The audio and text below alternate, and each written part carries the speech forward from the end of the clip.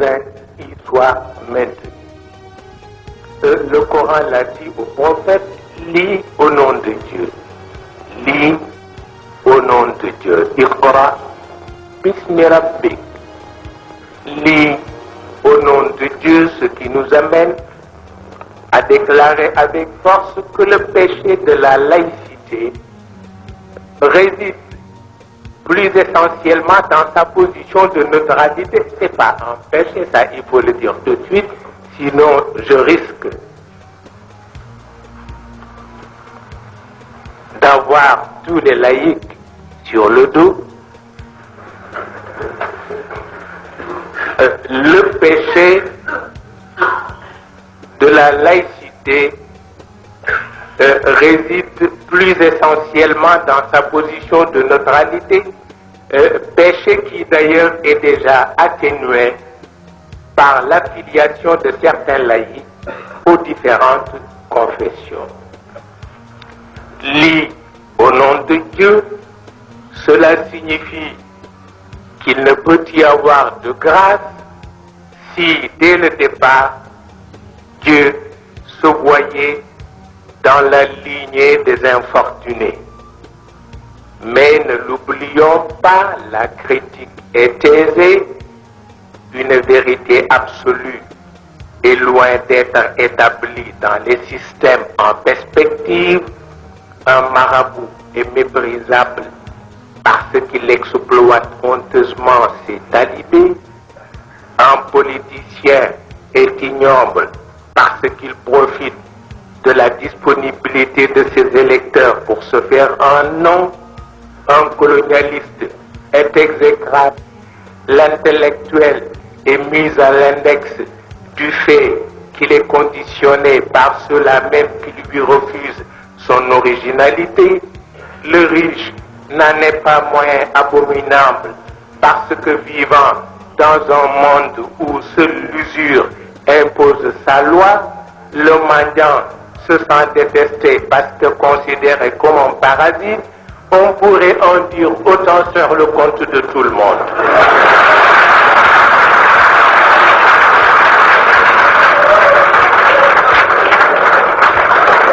Et une chose est certaine, c'est que les grands de la critique rejettent parfois sur autrui leurs propres doutes. Les doutes qui peuplent leur subconscient. Il s'agit d'une maladie dont la ténacité dépasse largement la compétence des psychanalystes. Notre monde est plein de fous.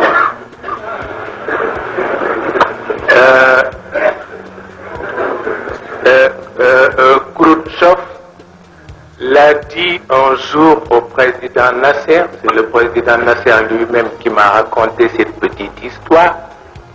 Khrouchtchev lui a dit, toi et moi, on est des fous, mais c'est un secret d'État. D'où la nécessité d'un enseignement hors série. Jacques Maritain l'a affirmé pour le compte de la chrétienté. Jacques Maritain nous dit, il y a une inspiration d'ordre surnaturel à laquelle les dons du Saint-Esprit nous rendent dociles et qui présuppose la charité. Elle élève les âmes saintes au mode surhumain d'agir qui fait la vie mystique. Mais dans l'ordre naturel aussi, il y a une inspiration spéciale qui, elle aussi, est au-dessus de la délibération de la raison et qui procède, comme le notait le grand philosophe Aristote, de Dieu présent en nous. Le Coran nous dit ceci, c'est un bout de lumière par lequel Dieu oriente ses grands serviteurs. D'où ce que les Occidentaux appellent le secret des réussites périlleuses. Ce qu'il faut retenir ici, c'est qu'il y a mysticité et mysticité. les hippies sont-ils, oui ou non, satisfaits de l'aspect caricatural d'un certain mysticisme? Je n'en sais pas encore grand-chose, mais je crois que le danger qui menace notre existence, c'est surtout l'absence de ce qu'on appelle le dialogue. S'il est amusant de passer son loisir à formuler des critiques, il n'en est pas moins évident que le dialogue reste notre unique chance pour éviter des heurts plus que nuisibles à l'organisation de notre cité. D'autant que, face aux grandes options, l'homme ou les hommes se scindent en plusieurs parties. Il y a des admirateurs, il y a des détracteurs, il y a des ceci, il y a des cela. Ce qui fait rire, c'est que Lord Belfort, un historien anglais que vous connaissez, nous dit de Mustafa Kemal Pasha qu'il était chef de brigade.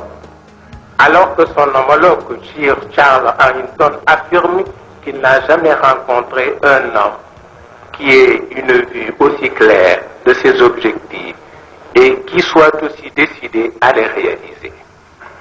Les gens disaient aussi de Mahomet que ces soldats étaient des fanatiques, alors que les autres, parce que admirateurs, reconnaissaient une chose, qu'il ne peut y avoir de soldats aussi résolus, aussi parfaitement disciplinés.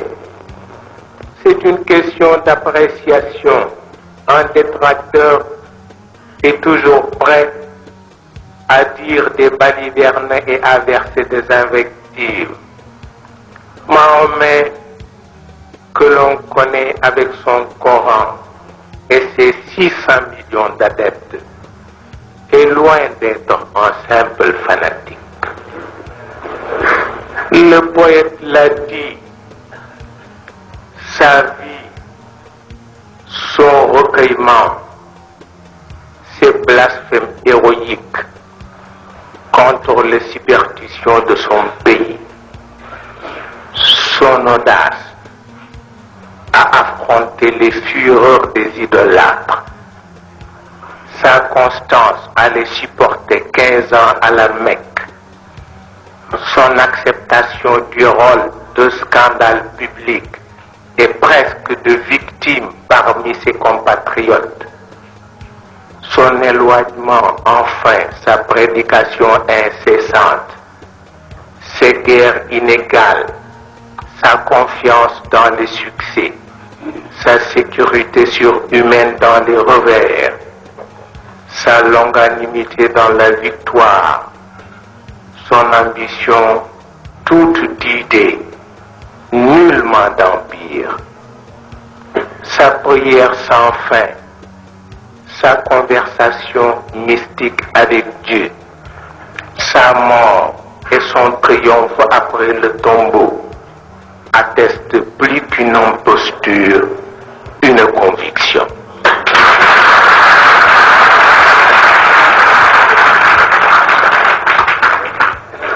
Ahmed Tidiane Sy yal na nga fi yàgg ci barke Cheikh Al Khalifa yal na nga fi yàgg. Donnant la puissance de restaurer un dogme. Ce dogme était double. L'unité de Dieu et l'immatérialité de Dieu. L'un disant ce que Dieu est, l'autre disant ce qu'il n'est pas. L'un renversant avec le sabre les dieux mensongers, l'autre inaugurant avec la parole une idée. Philosophe, il l'était. Orateur, il l'était. Apôtre, il l'était. Législateur, il l'était. Guerrier, il l'était. conquérant d'idées, il l'était. Restaurateur de dogmes, d'un culte sans image, il l'était. Fondateur de 20 empires terrestres et d'un empire spirituel, voilà Sayyiduna Muhammad.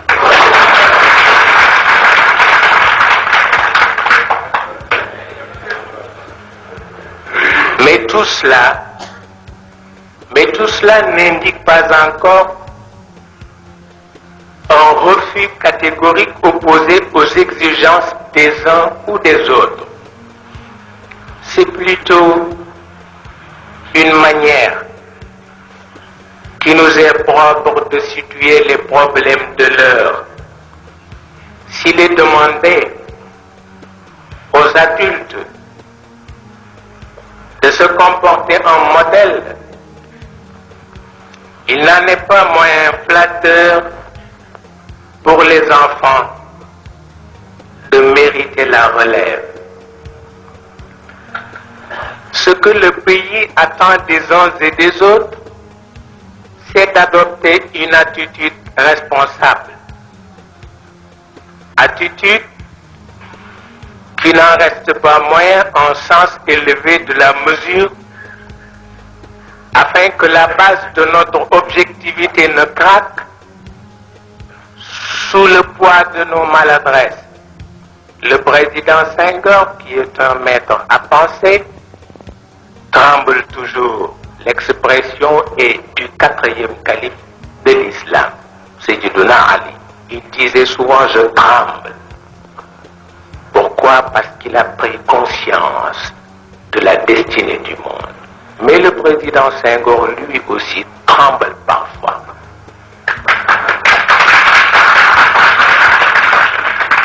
Quand il se rend compte qu'en Afrique, certains responsables ont tendance à écarter purement et simplement le sens de la mesure pour ne laisser à la place qu'un sentiment primitif d'orgueil. Cela est d'autant plus significatif qu'en présence des grandes idées, les hommes s'effacent de plus en plus, que le pouvoir personnel n'est souhaitable que quand il y a une culture abondante, doublée d'expériences pratiques. Ce pouvoir qui faisait dire au 3e calife de l'islam, on réussit avec l'homme ce qu'on ne réussit pas encore avec le Coran, parce que le Coran c'est un livre, il n'agit pas. C'est l'homme qui agit au nom du Coran.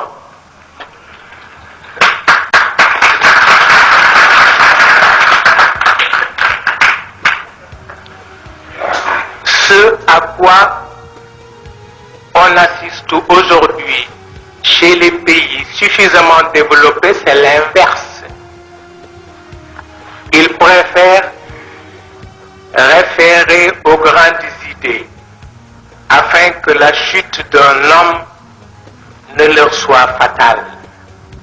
Le général de Gaulle n'a-t-il pas prévu quelque part dans ses analyses politiques et philosophiques la disparition du pouvoir personnel en Europe? Il a appelé ce phénomène carence d'autorité, considéré comme un signe de notre époque. Et c'est toujours le principe de la succession des réalités chères au Coran qui revient au galop.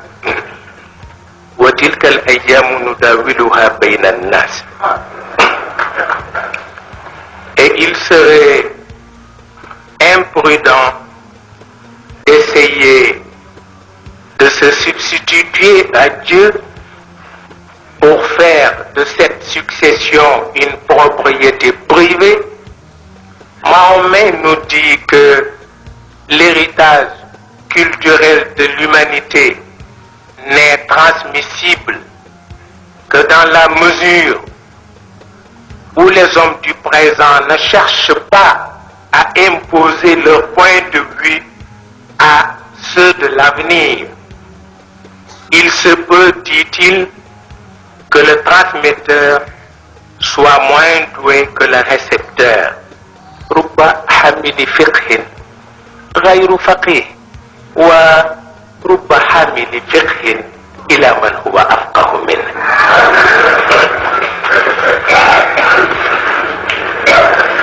Et si ces propos invitent